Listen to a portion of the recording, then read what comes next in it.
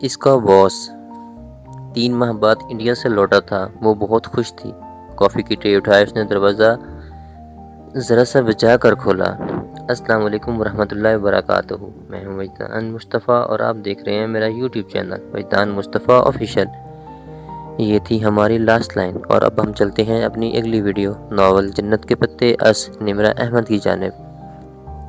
عبدالرحمن پاشا کا آفس نہایت شاندار اور پرتعش انداز میں آراستہ کیا گیا تھا۔ اپنے شیشے کی چمکتی سطح والی میز کے پیچھے رولانگ چیئر پہ ٹک لگا کر بیٹھا وہ کھڑکی سے باہر پرسکون پرسوچ نگاہوں سے دیکھتے ہوئے سگریٹ لبوں میں دبائے ہوئے تھا۔ ہلکی ہلکی بڑی شیپ میں وہ پہلے سے زیادہ باوقار لگ رہا تھا۔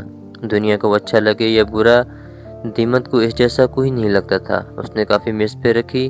السلام علیکم سر اینڈ ویلکم بیک۔ وہ مسکرا کر اپنے باس کو خوش آمدید کہہ رہی تھی۔ تھینکس۔ عبدالرحمن نے ایک سرسری نگاہ اس پہ ڈالی اور پھر آگے ہوتے ہوئے سگریٹ انگلیوں میں پکڑ کر ایش ٹرے میں جھٹکا۔ وہاں راکھ کے بہت سے ٹکڑوں کے اوپر ایک اور ٹکڑا آن گرا۔ پاشا کے متعلق ایک بات وہ جانتی تھی، وہ اتنی بے تحاشا اسموکنگ شدید پریشانی و تفکر کے عالم میں کیا کرتا تھا۔ سر آپ کچھ اور لیں گے؟ وہ مؤدب کھڑی پوچھ رہی تھی۔ میرے کوٹ پہ داغ لگ گیا ہے، اسے صاف کر لاؤ۔ اس نے میز کے دوسری جانب رکھی کرسی کے کندھوں پر ڈالے کوٹ کی جانب اشارہ کیا۔ خود وہ ٹائی کی ناٹ ڈھیلی کیے گرے شرٹ کے کف کھلے بیٹھا تھا۔ اس کا لباس بھی اس کی شخصیت کی طرح ہوتا تھا، نفیس اور شاندار۔ جی سر۔ دیمت نے احتیاط سے کوٹ اٹھایا اور باہر نکل گئی۔ تقریباً 15 منٹ بعد جب وہ سیاہی کا ڈبہ صاف کر کے لائی تو پاشا کا آفس سگریٹوں کے دھوئیں سے بھرا تھا۔ اس کی کافی جوں کی توں رکھی تھی، البتہ اشٹے میں راکھ کے ٹکڑے بڑھ چکے تھے۔ سر سب ٹھیک تو ہے نا؟ کیا میں آپ کی کوئی مدد کر سکتی ہوں؟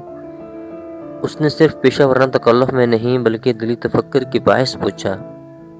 اسے معلوم تھا کہ وہ جواباً وہ اسے نو تھینکس کہہ کر واپس جانے کو کہے گا۔ وہ اپنے معاملات کسی سے شیئر نہیں کرتا تھا۔ بیٹھو۔ اس نے کرسی کی طرف اشارہ کیا۔ اس کے ہاتھ میں 2 سونے کی قیمتی انگوٹھیاں تھیں جو وہ ہمیشہ پہنے رکھتا تھا۔ دیمت حیرت چھپاتی بیٹھ گئی۔ دیمت وہ سگریٹ کی کوشش لیتے کھڑکی سے باہر ٹھاٹھے مارتے سمندر کو دیکھتے ہوئے بولا تو اس کا لہجہ بے لچک اور سرد تھا۔ کسی غیر ملکی کو ترکی سے واپس بھیجنا ہو تو کیا کیا جائے؟ اتنی سی بات۔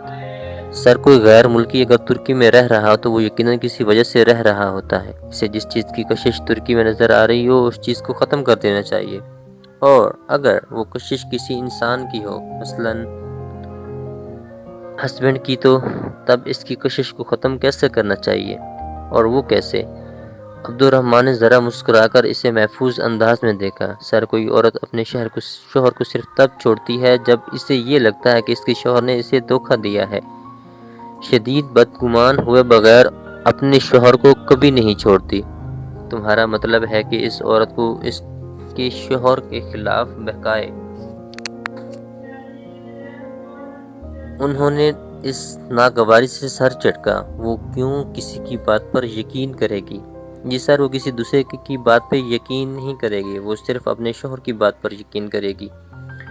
اور کوئی شوہر اپنے دھوکے یا اپنی بدعمالیوں کی داستان اپنے منہ سے اپنی بیوی کو کیسے سنائے؟ کیوں سنائے؟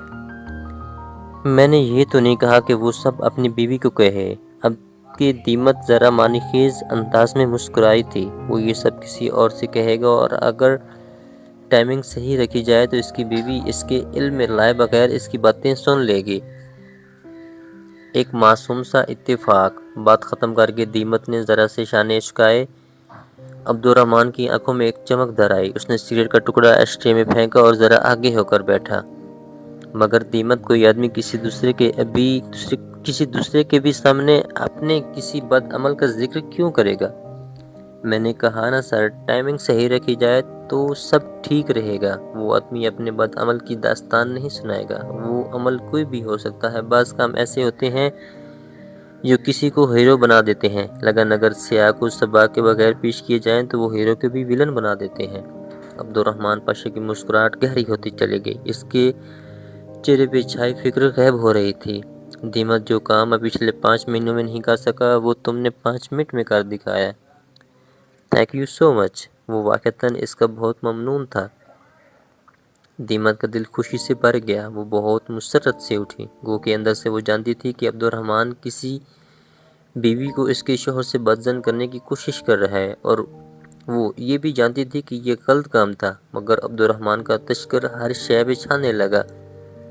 تمہارا شوہر کیسا ہے؟ ابھی تک وینٹ پہ ہے؟ جی سر، کرسی سے اٹھتے ہوئے اس نے مغمول انداز میں بتایا۔ ایک حادثے کے بعد اس کا شوہر کچھ عرصے سے وینٹیلیٹر پہ تھا، اور یہ پورا گرینڈ ہوٹل جانتا تھا۔ ایڈوانس سیلری چاہیے ہو تو بتا دینا۔ تھینک یو سر، وہ پورے دل سے مسکرائی۔ عبد الرحمن اسے لالچ دے رہا تھا۔ اور اب سب سے گزارش ہے سبسکرائب کریں میرا یوٹیوب چینل وجدان مصطفیٰ آفیشیل۔ اور اب ہم ملتے ہیں اپنی اگلی ویڈیو، ناول جنت کے پتے از نمرہ احمد۔